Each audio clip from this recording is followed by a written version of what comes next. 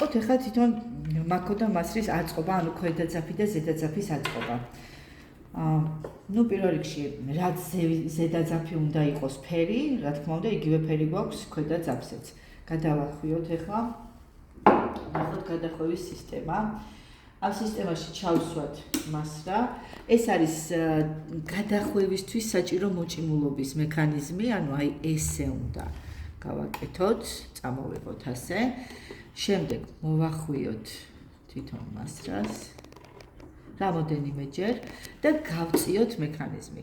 მარჯვნივ, ნახეთ, მარცხნივ გაწევისას, რა თქმა უნდა, ეს არ იმოძრავებს, იმიტომ რომ მარჯვნივ გაწევის დროს ირთვება ის მექანიზმი, რაც ეს უნდა ამუშაოს. დავიწყოთ, ნახეთ, როდესაც ეს იხვევს, დაიწყო უკვე დახვევა, ეს მექანიზმი არ ითიშება. კიდევ დამატებითი მოქმედება არის საჭირო ამ კონკრეტულ მანქანისთვის, ეს არის ამ ადგილის, ანუ ამ კონკრეტული დეტალის გამოწევა გარეთ. ამ შემთხვევაში ეს სისტემა უკვე გაჩერდა, ნახეთ. დაიხვევს. საკმარისია ეს ჩვენთვის. შემდეგ აუცილებლად ეს მექანიზმი უნდა შეწიოთ ისევ, მარცხნივ გაწიოთ, მარჯვნივ არ დასვათ ეს, არ დატოვოთ და ამოვწიოთ. ამოვწიოთ. ხა ქვედა სისტემაში ჩავსვათ ძაფი. ძაფის მიმართულება ზევიდან ჩავსვით, პირველ ღარში შემოვიტანეთ და ჩამოვიტანეთ ქვედა ღარში ესეთი პატარა ხმაურიანი ხმით, ესე ვთქვათ, წკაპით.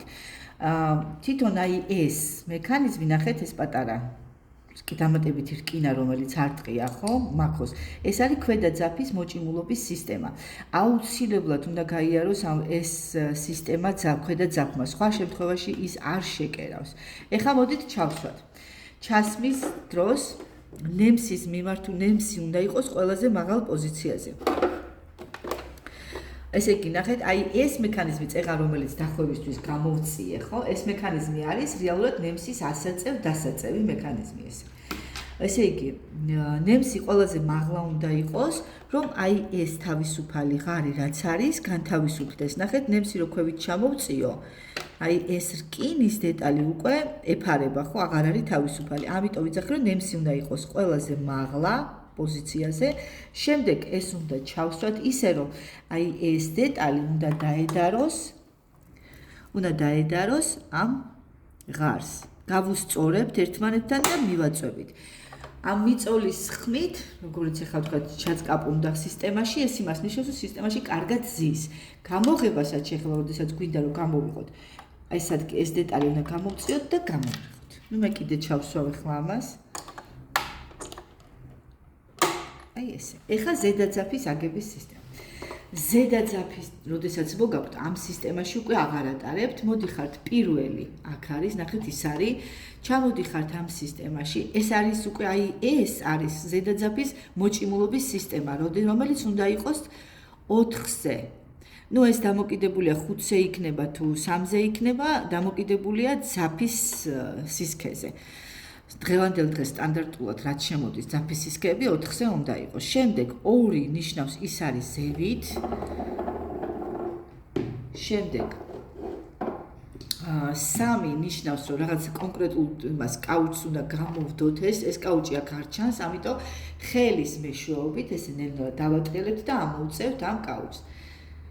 გამოვდებთ ზუსტად ისე თი მიმართულებით როგორც ის არის გვეუბნება. ჩამოვდივართ შემდეგ სისტემაში. შემდეგ აქ 2 კაუჩი აქვს, ნახეთ, ერთი აქედან, ერთი აქედან, რომელიც გნებავთ, ის გამოიყენეთ ორივე შემთხვევაში ნემსთან ახლოს არის. და უკვე იწყება ნემსში გაკრა. ნემსში სანამ გავუყრით, მინდა კონკრეტულად ნემსებზე ვისაუბროთ, აი ეს შავი დეტალი არის თათის ასაწევ-დასაწევი. როდესაც ვთქვათ, სანამ ქსოვილს დავდებთ, თათი აწეულია, მერე ქსოვილთან თათი უნდა ჩამოწეული იყოს. მაგრამ უშუალოდ ნემსებზე მინდა გავამახვილო ყურადღება. ამ საკერავ მანქანებს აქვთ ჩათვლილთავიანი ნემსები. ჩათვლილთავიანი ეს ნიშნავს, რომ ერთი მხარე აქვს ჩათვლილი, დანარჩენი მხარეები აქვს მრგვალი. ჩათვლილი თავი უნდა მოვათავსოთ უკანა ნაწილში, ამ საიდანაც ვუყრით, იმის უკან. ამ შემთხვევაში მე რადგან პირდაპირ ვუყრი და უკან გამაქვს ძაფი, ესე იგი ჩათვლილი თავი უნდა იყოს უკან. რაც შეეხება ნემსის შეცვლას, ეს პატარა, ასე ვთქვათ, ბოლტივით არის, უნდა მოვხსნათ, დავატკევლოთ და ჩამოვიღოთ ნემსი. აი ნახეთ. ჩამოვიღეთ და შევცვლით მერე შესაბამის ზომაზე. ეხლა ისევ დავაყენებ ესე და ამას დავუჭერ. შეგიძლიათ სპეციალური ხელსაწყოთი დაუჭიროთ, რომ უფრო კარგად იყოს და მჭიდროდ იყოს ნემსი რო არ ჩამოვარდეს. უფრო გავამახვილებ ყურადღებას ნემსის ნომერაციაზე. ნახეთ, ნომერაციებს დააკვირდით 60, 70, 80, 90, 100, 110, ხო? რა ნომერაციებია ესენი? ეს განსაზღვრავს ნემსის სიწმინდეს, თქვათ 60 არის უფრო წმინდა ნემსი, შემდეგ იზრდება სიმსხვილე და უკვე 100 არის უკვე მსხვილი ნემსი. ეს ნომერაცია გვჭირდება კონკრეტულ ქსოვილებთან სამუშაოდ, მაგალითად ხელქსოვილებზე მინდის, რა თქმა უნდა, წვრილი ნემსი, რომელიც არის ხელქსოვილებზე უკვე ნელ-ნელა სქელდება. თქვა, თხელი ქსოვილებში შეიძლება მოიაზროთ აბრეშუმი, შიფონი, მათ შორის ტაპელიც და სქელქსოვილებზე უკვე მაგალითად 90, 100 ესეთი შეიძლება სქელი ჯინსებზე იყოს საუბარი. მოკლედ რისი თქმა მინდა, ქსოვილების შეცვლასთან ერთად, ანუ სხვადასხვა ქსოვილებთან ერთად იცვლება ნემსების ნომერაციას. თუ მუშაობთ აბრეშუმზე, მერე არ შეიძლება ჯინსი გაკეროთ იგივე ნემსით, თუ მუშაობთ ჯინსი, არ შეიძლება იგივე ნემსით აბრეშუმი გაკეროთ. გარდა ამისა, მინდა კიდე ერთ რამეზე გავამახვილო ყურადღება. ნახეთ, აქ აწერია უნივერსალი, ნახეთ, უნივერსალი და აქ აწერია სტრეიჯი. და ამ სტრეიჯ ნემსებსაც აქვს თავისი ნომერაცია 75, თქვათ 90, ხო? რას ნიშნავს ეს? სტრეიჯი ნიშნავს წელვადი ქსოვილების თვის. და ეს დანარჩენი ნიშნავს სხვა დანარჩენი ქსოვილებისთვის უნივერსალი. ესე იგი, რა გამოდის, რომ წელვადი ქსოვილები საკმაოდ რთული შესაკერია, შესაბამისად ცალკე ნემსების სახეობა აქვს, რომელსაც უნდა ეწეროს სტრეიჯი. და ასევე შეიძლება წელვადი ქსოვილი იყოს თხელი, სქელი, შესაბამისად ცვლით ამ ნემსების ნომერაციასაც.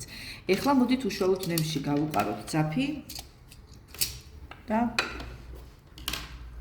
იმუშავოთ.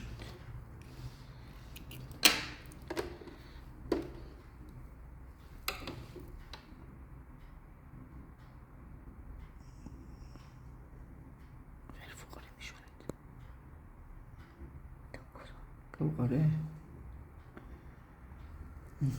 ანუ გავიდა, შეეცადეთ რომ ნემსიაზე არ დაგეხვეთ ძაფი, უნდა იყოს თავისუფლად, ესე.